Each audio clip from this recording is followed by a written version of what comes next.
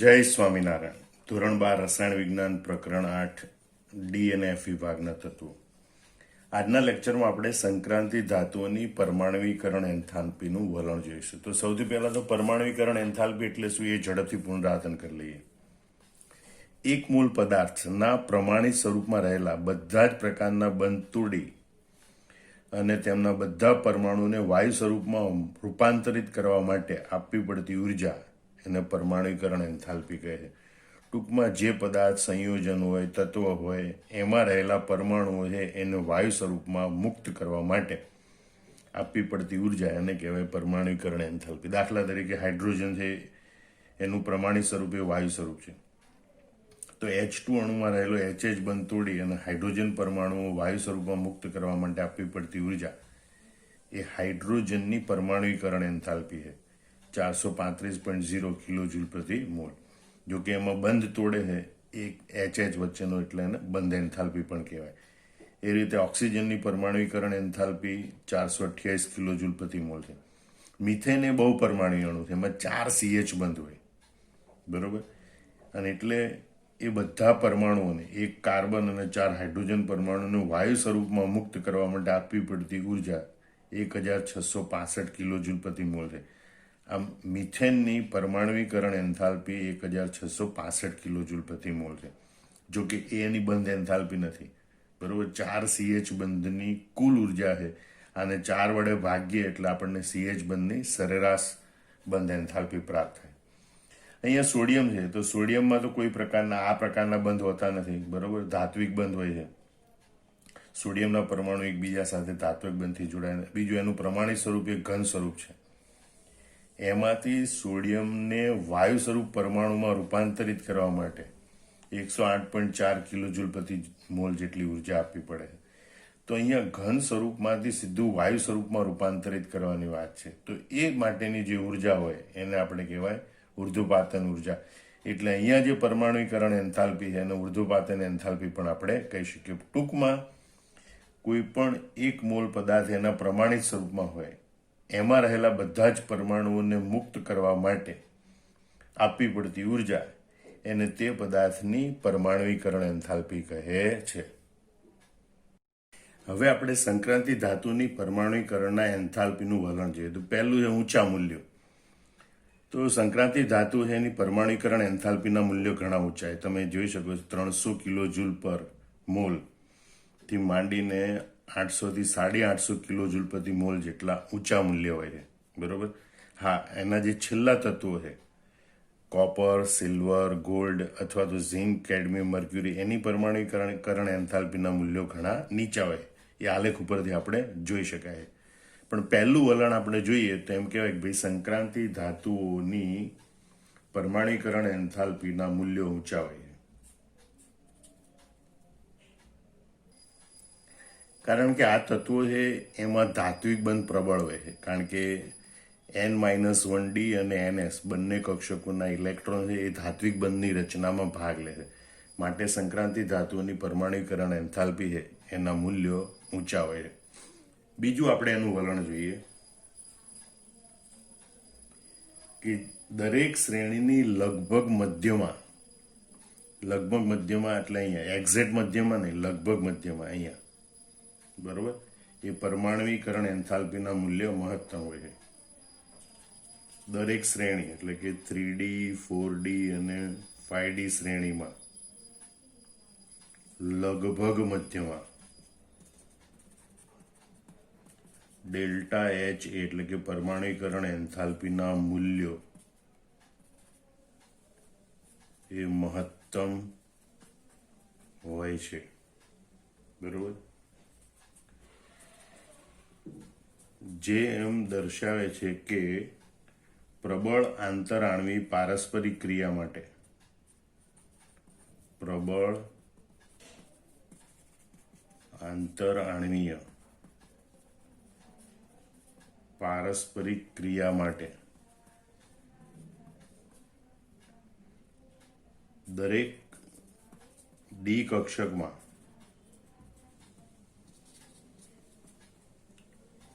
એક એક અયુગ્મિત ઇલેક્ટ્રોન હોવો જરૂરી છે. હકીકતમાં તો આ જે મધ્યમાં જે તત્વો છે અહીંયા, બરોબર, ક્રોમિયમ,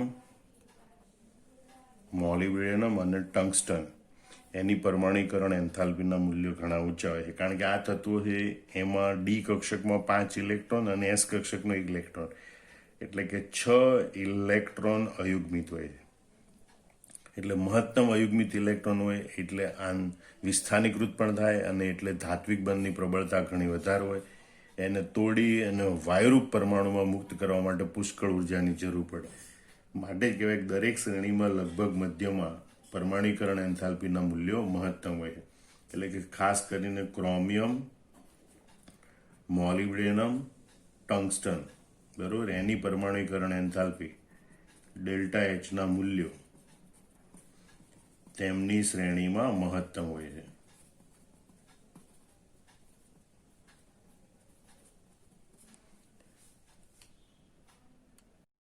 સામાન્ય રીતે જેમ સંયોજકતા કોષમાં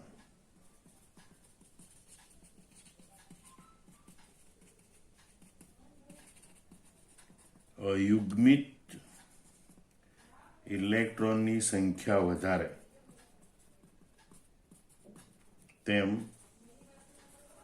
ધાત્વિક બંધની પ્રબળતા વધારે હોય છે. બરોબર, એના માટે પરમાણુકરણ એન્થાલ્પી વધારે. એટલે તમે જો લગભગ મધ્ય ભાગ સુધી પરમાણુકરણ એન્થાલ્પી વધે, ત્યાર પછી સંયોજકતા કોષમાં અયુગ્મિત ઇલેક્ટ્રોનની સંખ્યા ઘટે એટલે પરમાણુકરણ એન્થાલ્પીમાં પણ ઘટાડો થાય છે. ત્રીજું વલણ આપણે જોઈએ તો આ જે ખાંચ પડે છે ત્યાં આપણે અહીંયા મેંગેનીઝ, ટેકનિશિયમ, રેનિયમ, બરોબર, તો આ શ્રેણીની મધ્યમાં આવેલા મેંગેનીઝ, ટેકનિશિયમ, રેનિયમ જેવા તત્વોની પરમાણુકરણ એન્થાલ્પીના મૂલ્યો ઘણા નીચા હોય છે, અપેક્ષા કરતા ઘણા નીચા હોય છે. બરોબર, અથવા તો એમ કહેવાય કે ભાઈ પડોશી તત્વો કરતા નીચા હોય, આજુબાજુના બંને તત્વો કરતા.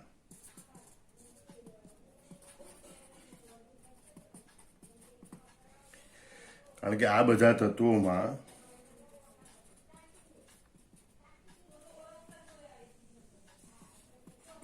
N-1D5NS2 રચના હોય છે, જેમાં ડી પેટાકોષ અર્ધપૂર્ણ ભરાયેલો હોય છે,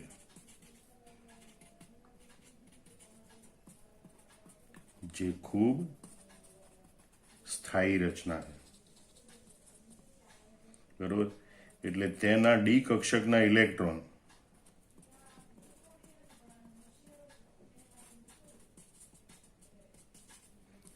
એક કેન્દ્ર વડે વધુ આકર્ષાયેલા હોય છે.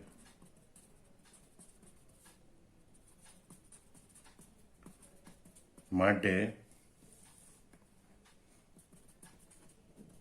તેઓ ધાત્વિક બંધની રચના માટે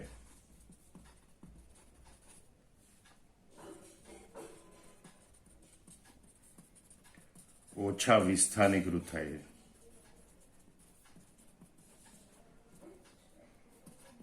પરિણામે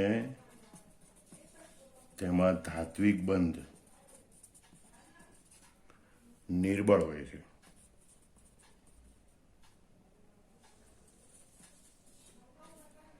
બરોબર, અને માટે તેમની પરમાણુકરણ એન્થાલ્પીના મૂલ્યો ઘણા નીચા હોય છે.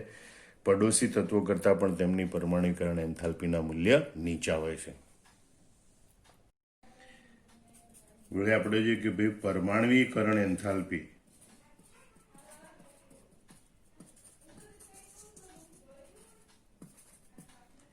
એ ધાતુના પ્રમાણિત વિદ્યુતરૂપ પોટેન્શિયલ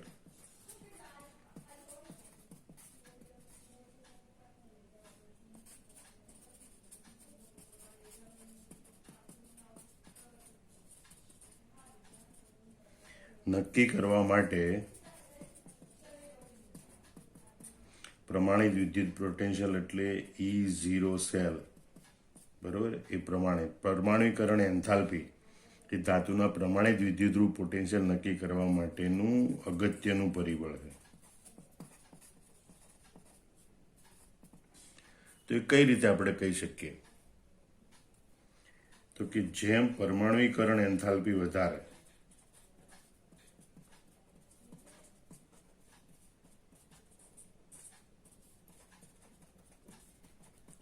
તેમ પ્રમાણિત વિદ્યુતધ્રુવ પોટેન્શિયલ ના મૂલ્ય ઊંચા, અને તેથી એવી ધાતુઓમાં ઉમદા રહેવાનું વલણ વધારે જોવા મળે, એટલે કે નિષ્ક્રિય રહેવાનું વલણ વધારે જોવા મળે છે, બરાબર. ખાસ કરીને સિલ્વર, ગોલ્ડ, પ્લેટિનમ જેવી ધાતુઓ છે એની પરમાણુકરણ એન્થાલ્પીના મૂલ્ય વધારે છે, તો એવી ધાતુઓના પ્રમાણિત વિદ્યુતરૂપ પોટેન્શિયલના મૂલ્ય ઊંચા છે, અને એટલે એમનું ઉમદા રહેવાનું વલણ વધારે છે, એટલે કે એ પ્રક્રિયા કરવાની ક્ષમતા એમની ઘણી ઓછી છે. આમ આપણે જોઈએ કે પરમાણુકરણ એન્થાલ્પી ધાતુના પ્રમાણિત વિદ્યુતરૂપ પોટેન્શિયલ નક્કી કરતું, ઈ સેલ નક્કી કરતું એક અગત્યનું પરિબળ છે. જેમ પરમાણુકરણ એન્થાલ્પી વધારે હોય તો પ્રમાણિત વિદ્યુતરૂપ પોટેન્શિયલના મૂલ્ય ઊંચા પ્રાપ્ત થાય, તેથી એવી ધાતુઓમાં ઉમદા રહેવાનું વલણ વધારે હોય છે.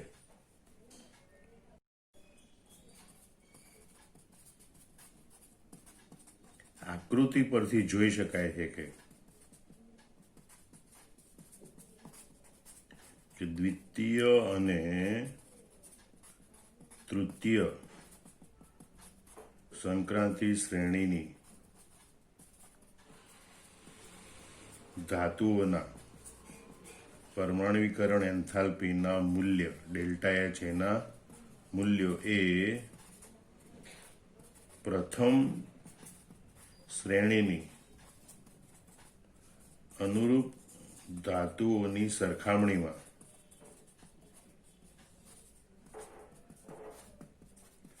ઊંચા હોય છે, કારણ કે ભારે સંક્રાંતિ ધાતુઓમાં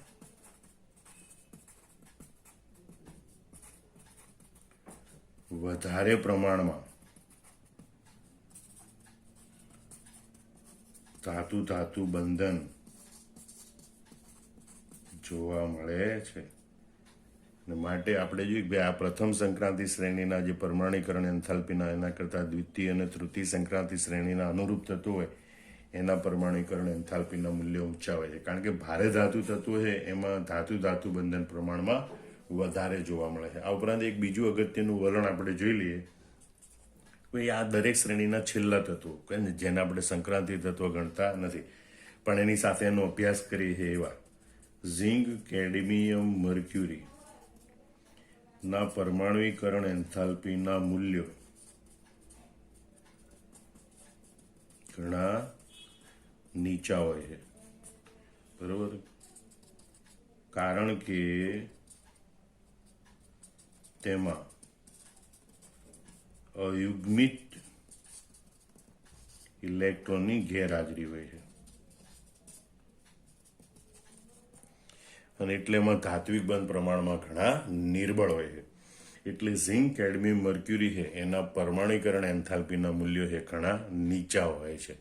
આમ આપણે જોઈ શકીએ છીએ કે ભાઈ પરમાણુકરણ એન્થાલ્પી છે એના મૂલ્યો ઘણા ઊંચા હોય છે. બીજું, લગભગ મધ્યમાં પરમાણુકરણ એન્થાલ્પીના મૂલ્યો મહત્તમ હોય છે, કારણ કે અહીંયા પરમાણુકરણ એન્થાલ્પી એ ધાત્વી બંધની પ્રબળતા ઉપર આધાર છે, અને ધાત્વી બંધની પ્રબળતા એ અયુગ્મિત ઇલેક્ટ્રોનની સંખ્યા ઉપર આધાર છે. તો મધ્યમાં ક્રોમિયમ, મોલિબ્ડેનમ, ટંગસ્ટન તત્વોમાં D5 5D કક્ષકમાં અને એક S કક્ષકમાં 6 અયુગ્મિત ઇલેક્ટ્રોન હોય છે. અયુગ્મિત ઇલેક્ટ્રોનની સંખ્યા મહત્તમ એટલે ધાત્વિક બંધ પ્રબળ, એટલે એની પરમાણુકરણ એન્થાલ્પી પણ ઘણી વધારે હોય છે. જ્યારે મેંગેનીઝ, ટેકનિશિયમ અને રેનિયમ, બરાબર, અપવાદરૂપ એમની પરમાણુકરણ એન્થાલ્પીના મૂલ્ય ઘણા નીચા હોય, એના પડોશી તત્વોની પરમાણુકરણ એન્થાલ્પી કરતાં પણ નીચા હોય, કારણ કે એમની ઇલેક્ટ્રોન રચનામાં ડી કક્ષક, ડી પેટાકોષ પૂર્ણ ભરાયેલી છે, બરાબર. પણ એમાં 5 અયુગ્મિત ઇલેક્ટ્રોન છે, એટલે અહીંયા 6 અયુગ્મિત ઇલેક્ટ્રોન કરતાં એક ઓછો હોય, માટે એની પરમાણુકરણ એન્થાલ્પી ઘટે. વળી એ સ્થાયી રચના છે, એટલે ડી કક્ષકના ઇલેક્ટ્રોન કેન્દ્ર વડે વધુ આકર્ષાયેલા હોય, બરાબર, જે ધાત્વિક બંધની રચનામાં ઓછા ભાગ લે, એટલે ધાત્વિક બંધ પ્રમાણમાં નિર્બળ, માટે મેંગેનીઝ, ટેકનિશિયમ, રેનિયમ જેવા તત્વો છે એની પરમાણુકરણ એન્થાલ્પી અપેક્ષા કરતાં ઘણી નીચી હોય છે. વળી આ તત્વો છે એ પરમાણુકરણ એન્થાલ્પી છે એના માટે પણ ઘણું અગત્યનું પરિબળ છે. જેમ પરમાણુકરણ એન્થાલ્પીનું મૂલ્ય વધારે, એમ પ્રમાણિત વિદ્યુતરૂપ પોટેન્શિયલ મૂલ્ય ઊંચા હોય અને તેથી ધાતુઓ ઉમદા રહેવાનું વલણ ધરાવે. વળી પ્રથમ કરતાં દ્વિતીય અને દ્વિતીય કરતાં તૃતીય શ્રેણીના અનુરૂપ તત્વો છે એની પરમાણુકરણ એન્થાલ્પીના મૂલ્ય સામાન્ય રીતે ઊંચા હોય છે. આમ પરમાણુકરણ એન્થાલ્પીના વલણો યાદ રાખવાના, એના ઉપર આધારિત MCQ JEE નીટ ગુજકેટમાં ઘણીવાર પૂછાતા હોય છે, બરાબર. એટલે આ વિડીયો 1-2 વાર વારંવાર જોઈ બધા કન્સેપ્ટ બરોબર મગજમાં ગોઠવી લેવાના અને પછી તમારે આ જવાબ નોટબુકમાં જાતે લખી નાખવાનો.